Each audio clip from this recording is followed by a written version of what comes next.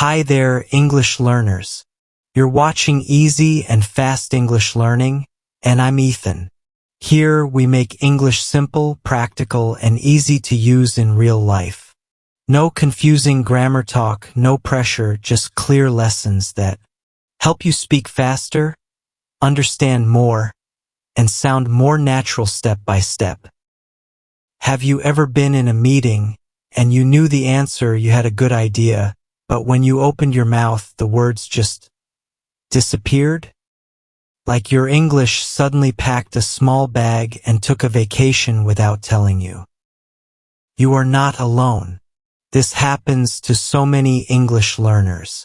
You prepare, you practice, you know the vocabulary. But the moment someone looks at you and says, "What do you think?" your brain becomes a blank white page. Or maybe you did speak, but later you thought, that was not what I wanted to say. I sounded strange. I sounded too simple. I sounded like a robot reading from a textbook. Today we are going to fix that. Not by giving you more grammar rules. Not by making you memorize 50 new words. But by giving you real, clear, natural sentences you can use at work. Sentences that make you sound calm, professional, and confident. Today's topic is how to build English confidence at work. Not perfect English, not fancy English, not impress everyone with big words English. Just clear, useful, natural English that helps people understand you and helps you feel good when you speak. By the end of this episode, you will have better sentences for meetings, for emails, for conversations with your boss, for giving opinions, for asking questions, and for those moments when you need to say no politely without sounding rude. You will also learn some key words and phrases that make your English sound smoother, more professional, and more real. So let's begin. Take a deep breath, relax your shoulders, and remember, your English is not broken. It just needs a little upgrade.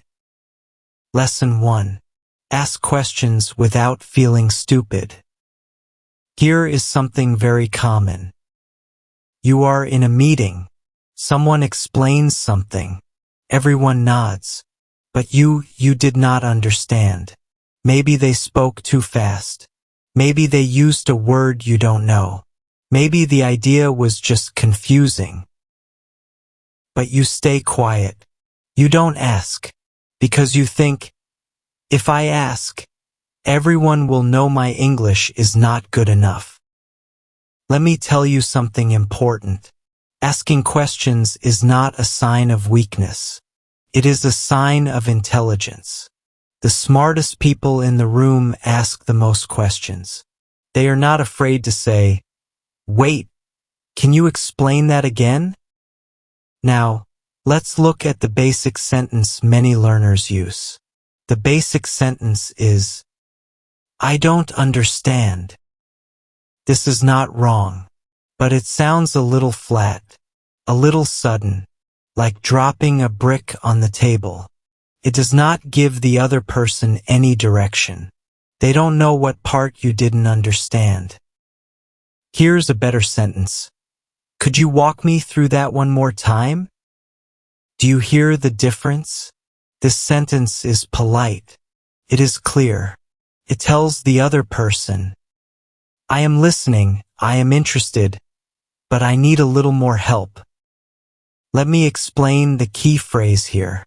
Walk me through means to explain something step by step, slowly and clearly, like walking together on a path. You are not running. You are walking, slowly, together. Another good option is, I want to make sure I understand correctly. Could you clarify the last part? Clarify means to make something clearer. When something is cloudy, you clarify it. You remove the confusion. Now let's hear this in a real conversation. Host A. So the deadline has been moved to Friday, and we need to realign the deliverables with the new timeline. Host B, I want to make sure I'm following. Could you walk me through what changes on our side? Host A, of course. So basically, the report that was due next Wednesday now needs to be ready by Thursday evening. Host B, got it. That's much clearer. Thank you. You see, Host B did not say, I don't understand. Host B asked a smart, polite question, and the conversation moved forward smoothly. Just clear communication. So instead of saying, I don't understand, try saying, could you walk me through that one more time? Or, could you clarify that for me? This sounds more professional, more calm, and more natural. And honestly, native speakers ask for clarification all the time. You are allowed to do the same. Your question is not a sign of failure. It is a bridge to understanding. Think of it like this. The question opened a door and the answer walked right in. Lesson 2. Share your opinion without apologizing. This is a big one. Many English learners have great ideas, smart ideas, creative ideas, but when they share those ideas, they start with an apology.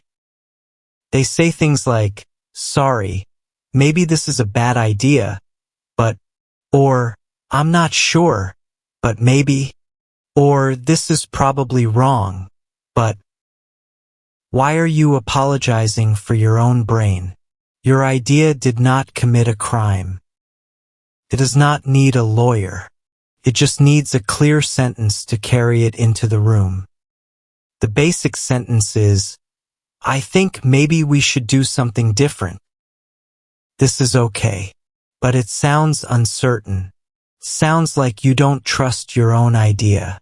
And if you don't trust it, why should anyone else? Here is a better sentence. From my perspective, I think we could try a different approach. This sounds confident, sounds calm. It sounds like someone who has thought about the problem and has a suggestion. Let me explain the key phrases. From my perspective means from my point of view or the way I see it. It tells people, this is my opinion and I own it. Approach means a way of doing something, a method, a strategy. Instead of saying, do something different, you say, try a different approach. It sounds more specific and more professional. Another great sentence is, I'd like to suggest something. This is simple, direct, and confident. You are not apologizing. You are not hiding. You are stepping forward and offering your idea like a gift. Let's hear a conversation. Host A. We've been using the same strategy for 3 months, but the results are not improving. Host B. I'd like to suggest something. From my perspective, we could try focusing on smaller goals first. That might give us quicker feedback. Host A. That's an interesting point. Can you tell us more about what you mean by smaller goals? Host B. Sure. Instead of one big monthly target, we break it into weekly checkpoints. That way, we can adjust faster. Host A. I like that. Let's explore it. Did you notice? Host B did not say sorry even once. Host B did not say, maybe this is stupid. Host B said, I'd like to suggest something, and then explained the idea clearly. That is confidence. Not loud confidence.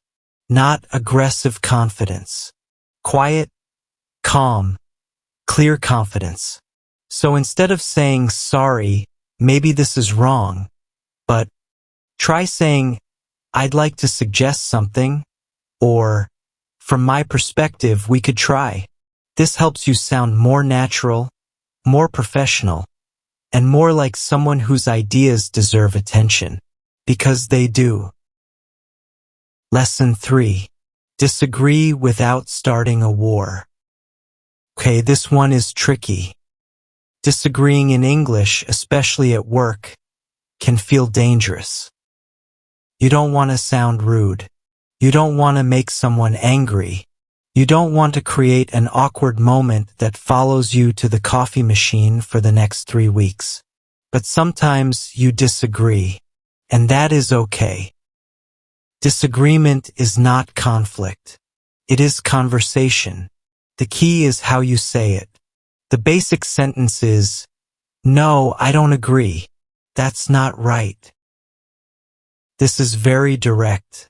Too direct for most work situations. Sounds like a wall. It stops the conversation instead of continuing it. Here's a better sentence. "I see your point, but I have a slightly different take on this." This is beautiful. You are acknowledging the other person first. You are saying, "I heard you. I respect your idea." And then you gently introduce your own perspective. Let me explain. "I see your point" means, I understand what you are saying. It does not mean I agree. It just means, I am listening. A slightly different take means a different opinion or perspective. The word slightly makes it softer. It is like saying, "I am not fighting you.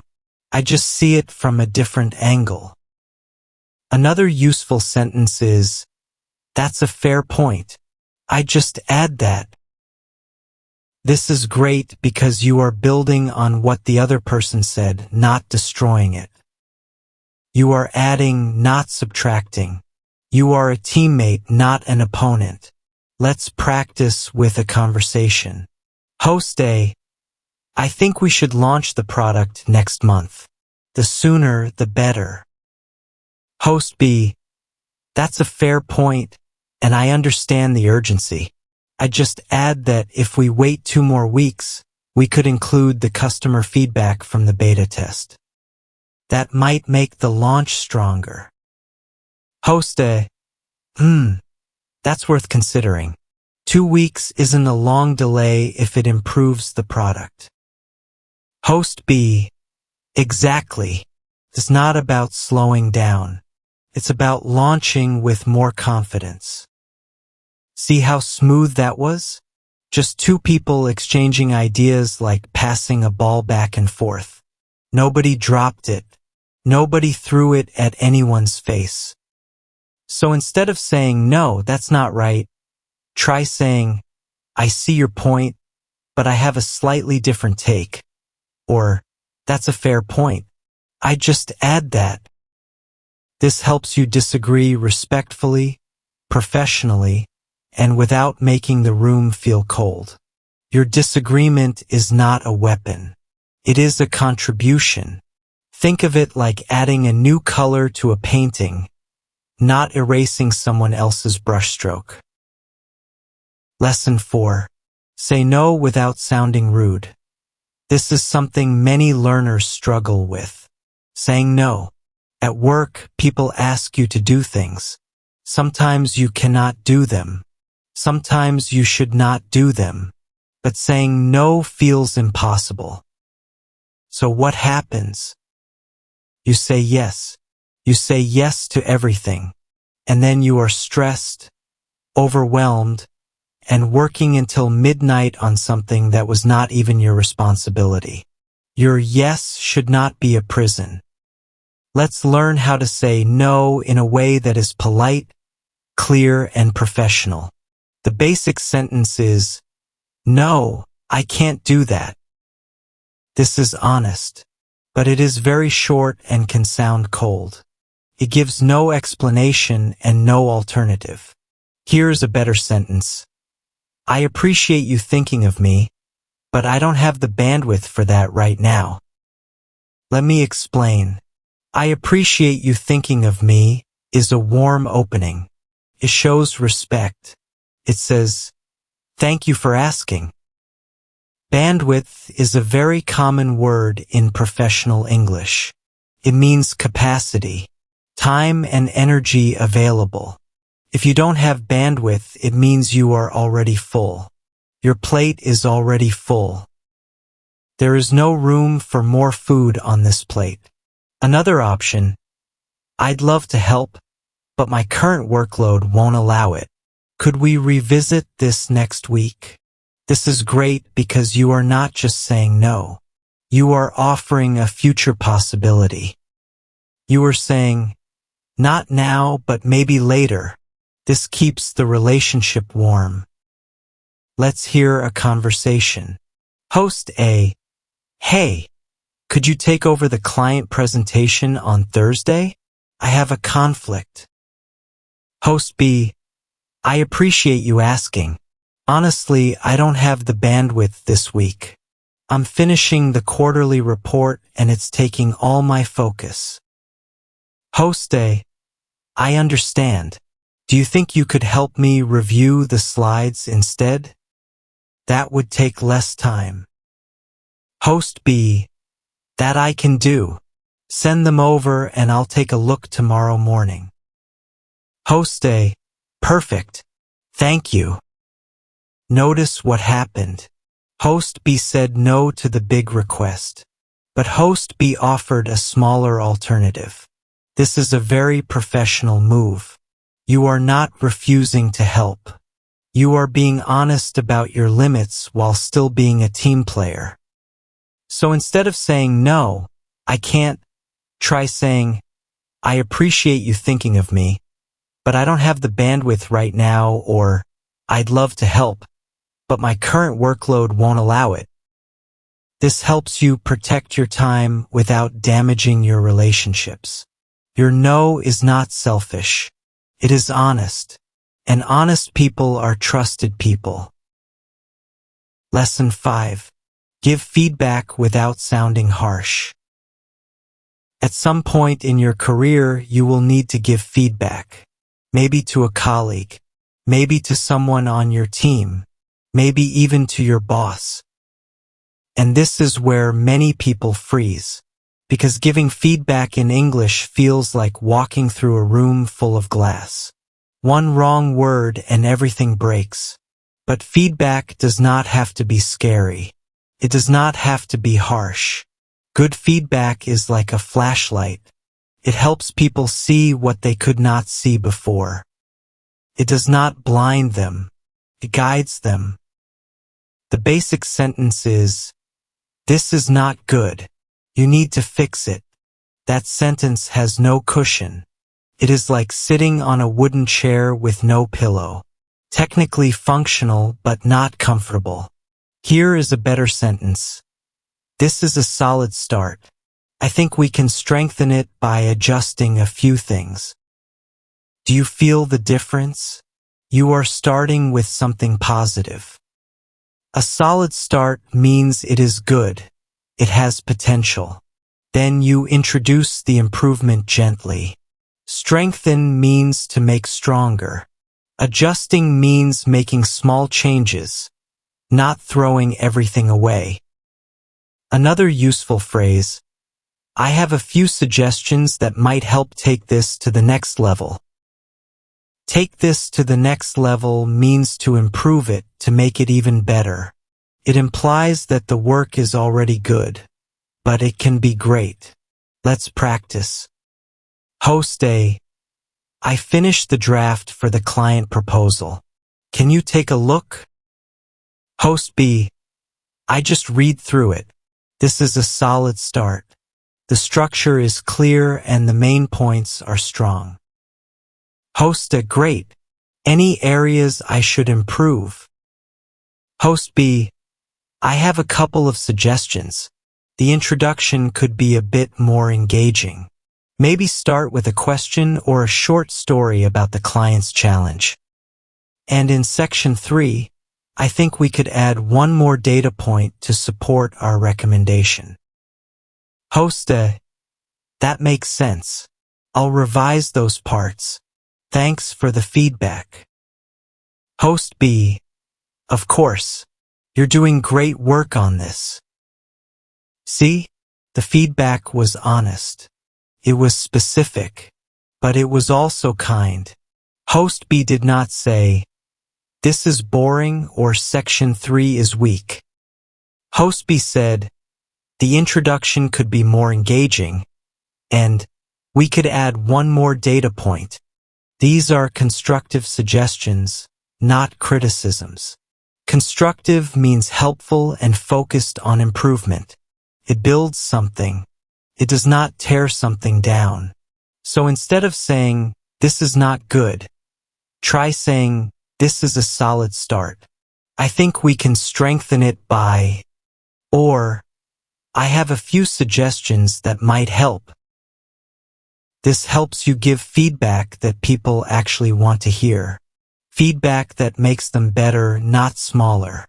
Your words should be a ladder, not a hammer. Lesson 6. End conversations gracefully. This might sound small, but it matters more than you think. How do you end a conversation at work? How do you leave a meeting? How do you finish a phone call without it feeling awkward? Many learners just say, "Okay, bye," and then there is silence, and then both people feel strange. Like the conversation tripped over its own feet at the finish line. The basic sentence is, "Okay, I have nothing else. Bye." This works, but it feels abrupt, like closing a book in the middle of a sentence. Here is a better sentence. "I think we've covered everything. Thanks for your time today." This is clean, professional, warm. It signals that the conversation is ending, and it ends with gratitude. Another great option. "This was really helpful. Let me follow up with you by email." Follow up means to continue the conversation later, usually with more information or next steps. It shows that you are organized and reliable. One more. "I'll let you get back to your day. Talk soon." This is friendly and natural. It shows you respect the other person's time. "Talk soon" is a casual but warm way to say goodbye. Let's hear a conversation. Host A, "So we'll go with the new timeline, and I'll update the team this afternoon." Host B, "Sounds good. I think we've covered everything we needed to. Thanks for making time for this." Host A, "Of course. Always happy to chat." Host B, "I'll follow up with a quick email summarizing what we discussed. Talk soon." Host A, "Perfect. Have a good rest of your day." Smooth, right? Just a clean, professional, friendly ending. Like landing a plane gently instead of crashing into the runway. So instead of saying, "Okay, bye," try saying, "I think we've covered everything. Thanks for your time," or "I'll follow up with you by email. Talk soon." This helps you leave every conversation feeling confident and professional. The ending matters. It is the last impression you leave. Make it a good one. Now let's slow down and practice. This is our word tour. We are going to review some of the most important words and phrases from today's lesson. I will say each word slowly, explain it simply, and give you examples. Ready? Let's go. Our first word is clarify. Clarify means to make something clearer or easier to understand. Say it slowly with us. Clarify. The easiest sentence is, "Could you clarify that for me?" A more natural sentence is, "I just want to clarify something before we move forward." A common mistake is saying, "Can you clear that?" This is not natural in English. We say clarify, not clear, when we are talking about explanations. Instead of saying, "I don't understand what you mean," You can say, could you clarify what you mean by that? Let's hear it in a mini conversation. Host A. The new policy applies to all departments starting next quarter. Host B. Just to clarify, does that include the remote teams as well? Host A. Yes, it includes everyone, remote and in office. Good. Let's move to our second word. Our second phrase is walk me through. Walk me through means to explain something step by step. Say it slowly with us. Walk me through. Walk me through. The easiest sentence is, can you walk me through the process? A more natural sentence is, I'm new to this system. Could you walk me through how it works? A common mistake is saying, can you walk me over this? That is not correct. We say walk me through, not walk me over. Instead of saying explain everything to me, you can say, could you walk me through it from the beginning? Mini conversation. Host A. I just submitted the budget request using the new form. Host B. Oh, I haven't used that form yet. Could you walk me through it when you have a minute? Host A. Sure. It's pretty simple once you see it. Our third word is bandwidth.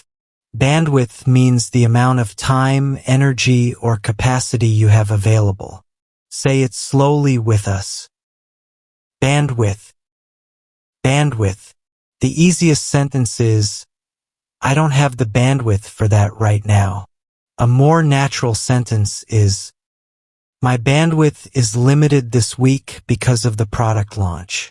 A common mistake is using bandwidth for internet speed in a work conversation when you actually mean personal capacity. In professional English, bandwidth almost always means your available time and energy. Instead of saying, I'm too busy, you can say, I don't have the bandwidth to take that on this week. Mini conversation. Host A. Could you join the planning committee for the company event? Host B. I'd love to, but honestly, my bandwidth is really tight until the end of the month.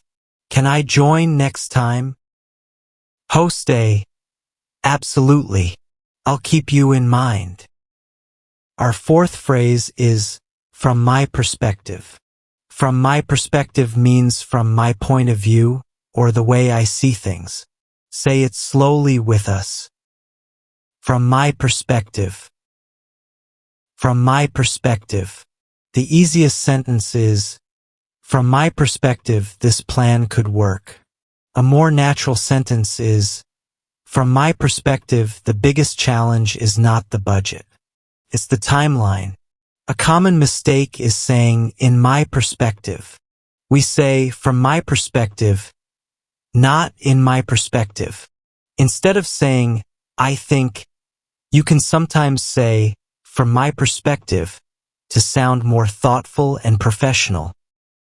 Mini conversation. Host A. Do you think we should hire externally or promote from within? Host B. From my perspective, promoting from within sends a strong message to the team. It shows we value growth. Host A. That's a really good point. Our fifth phrase is follow up. Follow up means to continue a conversation or take the next step after a discussion. Say it slowly with us. Follow up. Follow up. The easiest sentence is, I'll follow up with you tomorrow. A more natural sentence is, let me follow up with an email summarizing our discussion. A common mistake is forgetting the preposition. We say follow up with someone or follow up on something. Not just, I will follow up you. That is not correct. Instead of saying, I will talk to you later about this, You can say, I'll follow up with you on this by end of day. Mini conversation. Host A. I need to check with finance before I can confirm the numbers. Host B. No problem. I'll follow up with you on Thursday. Does that work? Host A. Thursday is perfect. Our sixth word is constructive. Constructive means helpful, positive, and focused on improvement. Say it slowly with us. Constructive. Constructive. The easiest sentence is, your feedback was very constructive. A more natural sentence is, I try to keep my feedback constructive so people feel motivated, not discouraged. A common mistake is confusing constructive with critical. Critical can sound negative. Constructive always sounds positive and helpful. Instead of saying, I want to give you some criticism, say, I'd like to share some constructive feedback. Mini conversation. Host A. I'm nervous about my performance review. What if my manager says something negative? Host B. Try to see it as constructive. Even if there are areas to improve, it means they want to help you grow. Host A. You're right. I'll try to listen with an open mind. That is our word tour. 6 words and phrases that will help you speak more clearly and confidently at work. Practice them. Use them. Let them become part of your natural vocabulary. Now let's wrap up today's video. We covered a lot today. We talked about asking questions without feeling embarrassed. We talked about sharing your opinions with confidence. We talked about disagreeing respectfully, saying no politely, giving feedback kindly, and ending conversations gracefully. And through all of these lessons, there is one message I want you to remember. You do not need perfect English to be effective at work. You need clear English, calm English, English that carries your ideas without dropping them on the floor. Every sentence you practice today is a tool, a small, powerful tool. And the more you use these tools, the more natural they will feel, the more confident you will become. Your ideas are valuable. Your opinions matter. Your voice deserves to be heard. And your English, it is already better than you think. You just need the right sentences to prove it. Think about it this way. Confidence is not something you find one day like a coin on the street. Confidence is something you build. One sentence at a time. One conversation at a time. One brave moment at a time. So tomorrow, when you are at work, try one thing from today's lesson. Just one. Ask a question using, could you walk me through that? Share an idea using, from my perspective. Say no using, I don't have the bandwidth. Give feedback using, this is a solid start. Just one sentence. That is all it takes to start. And if it feels a little uncomfortable, good. That means you are growing. Comfort zones are nice, but nothing new grows there. Growth lives just outside that zone, in the place where you try something new and survive. You survived today's lesson. You will survive tomorrow's conversation. And the day after that, it will feel a little easier. And a little easier. Until one day, you realize, wait, I'm doing it. I'm speaking clearly. I'm speaking confidently. I'm speaking like someone who belongs in this room. Because you do belong in that room. You always did. If this episode helped you today, please hit the like button and subscribe to this channel. We make new lessons every week to help you speak more naturally, more confidently, and more like yourself in English. And here is a challenge for you. In the comments below, write one sentence using a phrase from today's lesson. Maybe write, "From my perspective, this video was very helpful." Or, "I'd like to follow up on my English practice every day." Or, "I don't have the bandwidth to be afraid anymore." Whatever you write, I will read it, and I will be proud of you for trying. I am Ethan, your English teacher, and I will see you in the next video. Take care of your English. Take care of your confidence, and take care of yourself.